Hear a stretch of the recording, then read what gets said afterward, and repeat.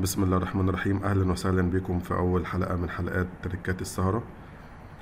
دلوقتي لو انا عندي نص عربي بالشكل ده وحبيت اعمل عليه افكت الآلة الكاتبة، فمثلا هاجي هنا هكتب تايب، فهيظهر لي الافكت ده. لو ضفت على النص العربي هلاقيه بيتكتب من الشمال لليمين.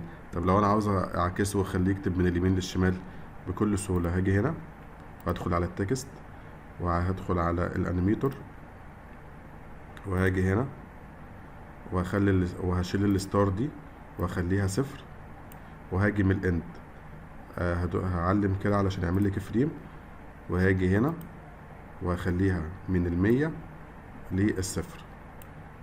طبعا دي هخليها برضو صفر كده، فبكل سهولة هيكتب معايا النص من اليمين للشمال. فهاجي كده ادوس مسطرة، فالنص اتكتب معايا اهو من اليمين للشمال. وبس كده، كان هو ده درس النهاردة، ويا رب يكون الدرس عجبكم، ودعمونا بلايك واشتراك، وشكرا لكم.